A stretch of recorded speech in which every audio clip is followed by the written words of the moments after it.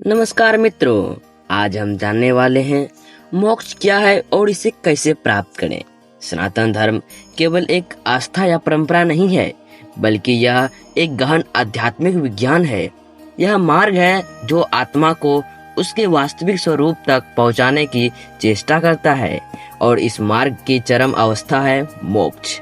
मोक्ष का अर्थ क्या है? मोक्ष का शाब्दिक अर्थ है बंधनों से मुक्ति। यह संसार के जन्म मृत्यु के चक्र से बाहर निकालने की स्थिति है। सनातन धर्म में यह अंतिम लक्ष्य माना गया है, जहां आत्मा परमात्मा में लीन हो जाती है।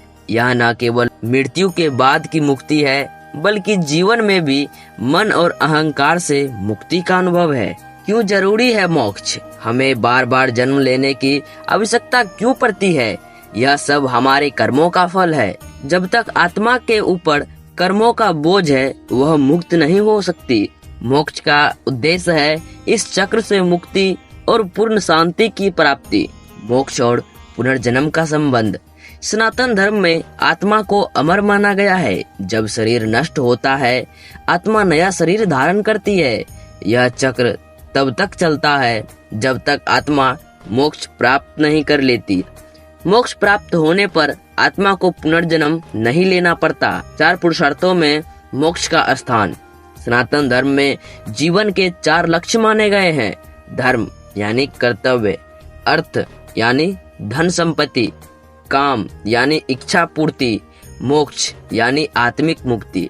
इनमें मोक्ष को सबसे उच्च स्थान प्राप्त है, क्योंकि यह आत्मा की अंतिम शुद्धि और परम आनंद की स्थिति है। मोक्ष प्राप्त करने के मार्ग। पहला, ज्ञान योग, आत्मा और ब्रह्म का बोध। यह वह मार्ग है जिसमें व्यक्ति वेदांत और उपनिषदों के ज्ञान से सत्य को समझता है कि मैं शरीर नहीं, आत्मा हूँ। दूसरा, भक्ति योग, ईश्वर में पूर्ण प्रेम और समर्पण।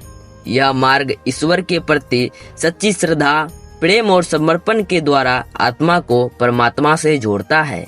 तीसरा, कर्म योग, निस्वार्थ कर्म। श्री कृष्ण ने गीता में कहा है, कर्म किए जा, फल की चिंता मत कर। यही कर्म योग का सार है। चौथा, राजयोग, ध्यान और समाधि का मार्ग। इस मार्ग में ध्यान, प्राणायाम और अंतर्मन की एकाग्रता के माध्यम से आत्मा को परम शांति की ओर ले जाया जाता है। प्रमुख ग्रंथों में मोक्ष की व्याख्या। भागवत गीता। श्री कृष्ण ने अर्जुन को मोक्ष का गूढ़ ज्ञान दिया। ज्ञान कर्म और भक्ति के माध्यम से। उपनिषद आत्मा और ब्रह्म की एकता का वर्णन करती है। वेदांत द्वैत और अद्वैत के माध्यम से मोक्ष के सिद्धांत की गहराई से व्याख्या करती है। मोक्ष की स्थिति कैसी होती है? यह अवस्था वाणी से परे है। शास्त्रों के अनुसार वहाँ कोई दुख नहीं होता, इच्छाएं शांत होती है, आत्मा परमात्मा में विलीन हो जाती है। क्या मोक्ष इसी जीवन में संभव है? हाँ, उसे जीवन मुक्ति कहते हैं।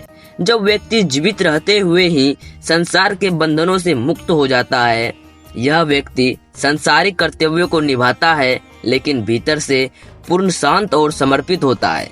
अंतिम विचार। मोक्ष सनातन धर्म की आत्मा है। यह वह चरम अवस्था है जहां आत्मा अपने मूल स्वरूप को पहचानती है। परम सत्य, परम शांति और परम आनंद। इसका रास्ता कठिन हो सकता है, लेकिन ईमानदारी, साधना और आत्मनिरीक्षण से यह संभव है। जो भी आत्मा मोक्ष की खोज करती है, वह वास्तव में अपने अस्तित्व की सच्चाई की खोज करती है। यह केवल धार्मिक नहीं, यह आंतरिक यात्रा है अपने आप तक पहुंचने की। इस पर चलिए और अपने जीवन को एक नई दिशा दीजिए। जय श्री राम, जय सनातन।